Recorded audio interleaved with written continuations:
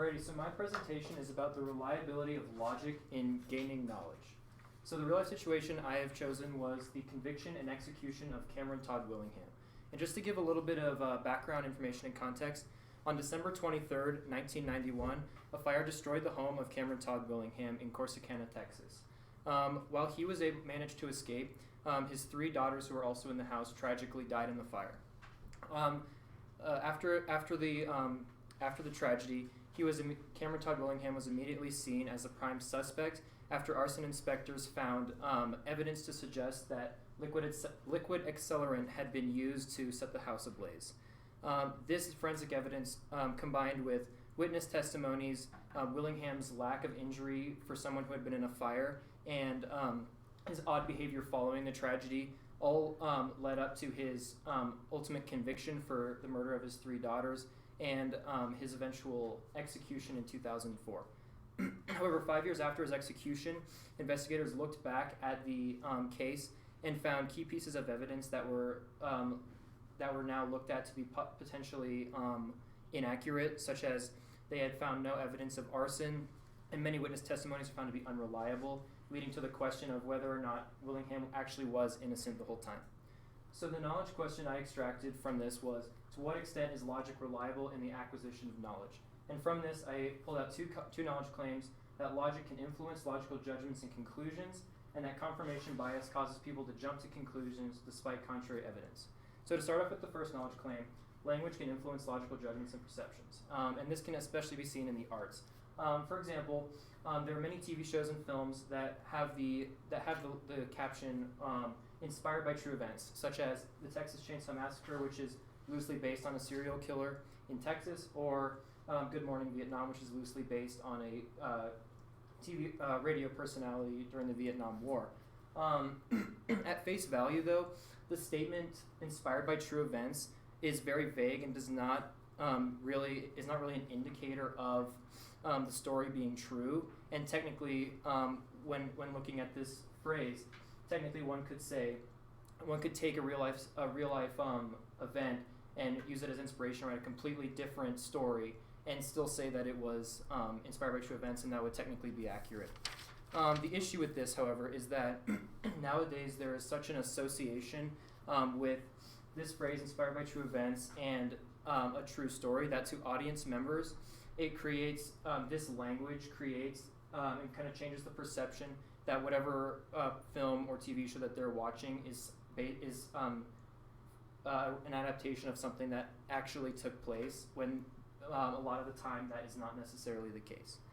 When connecting this back to the real life situation, this idea of language being able to influence logical perceptions and judgments can be seen through the language used by witnesses in Willingham's case, particularly in the case of psychiatrist James Grigson, who repeatedly testified against Willingham using very strong language, such as that saying that he was a very extremely severe sociopath and that he was incurable, and this painted the picture to jury members that he was a horrible criminal who deserved to be put to death.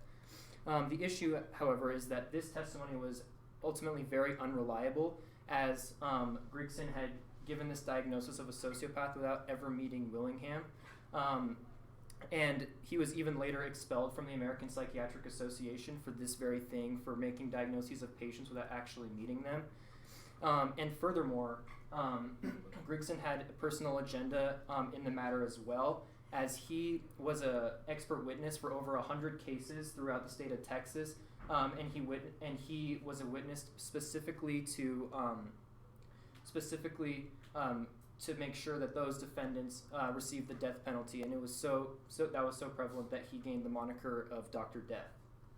However, to counterclaim this, language may not necessarily always alter one's judgments and perceptions, and one example of this is through anti-smoking advertisements, such as this one down here that says, "You smoke, your child smokes, take your smoke outside." And the thing about anti-smoking ads is that they use powerful language that is specifically designed to change people's perceptions about cigarette use and get them to stop. And despite this particular ad stating that, kind of trying to show parents that their smoking affects their children as well, despite this, you still see you still see parents smoking in their homes, smoking in their cars, smoking when they're with their children. So language does not necessarily always change people's perceptions and actions. Just to connect this back to the knowledge question and conclude a little bit, the use of strong and powerful language can be effective in altering perception to the point of changing opinions, but it may not necessarily always be strong enough to changing perception to the point of actually changing people's actions, such as cigarette use.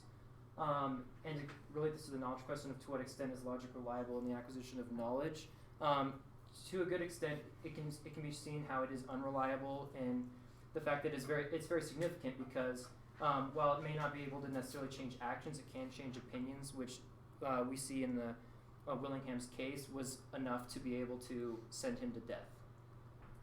And the second knowledge claim, confirmation bias causes people to jump to conclusions despite contrary evidence. And this can be seen in the sciences. So a real-world example is Prosper René Blondelot and the so-called discovery of N-rays. So in the late 18th century, many scientists from different countries had made discoveries of X-rays, except for France. And this scientist, Blondelot, was so desperate to find an equally profound discovery for France, that he announced a discovery of N-rays.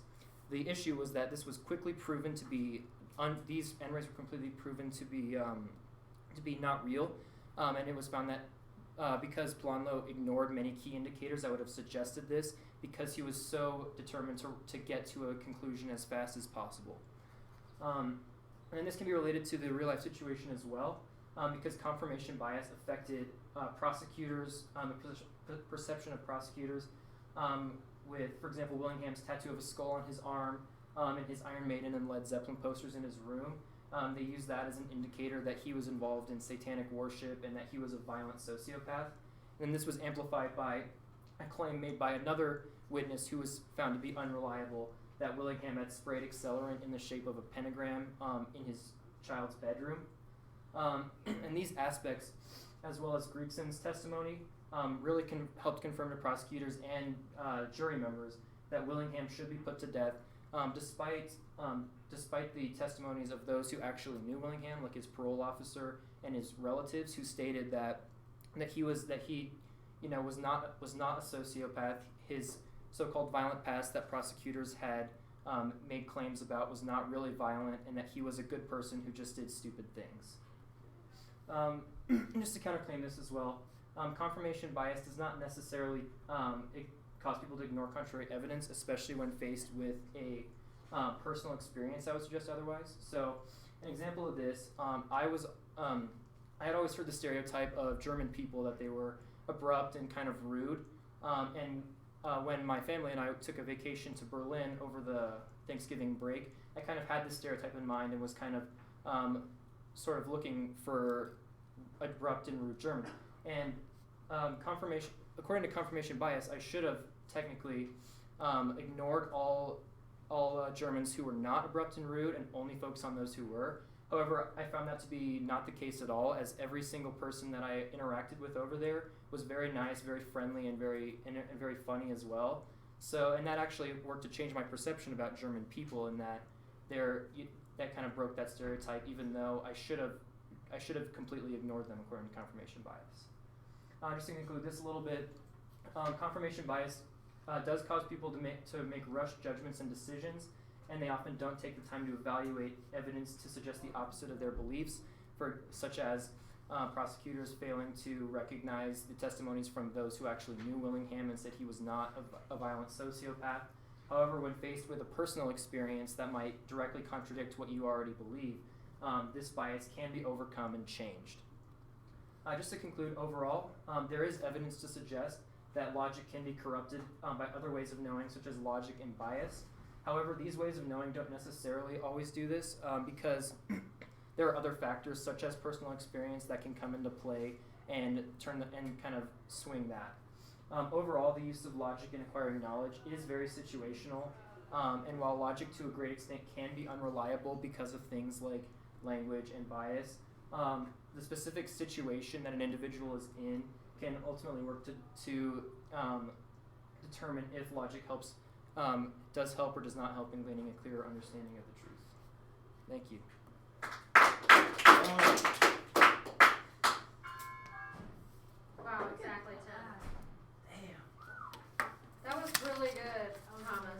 you. Really good. Should we I am not worthy. should we stop the recording? Yeah, I'm not worthy for. Okay, I loved your I mean, you're picture. welcome. I loved your picture of the mean German. Oh, thanks.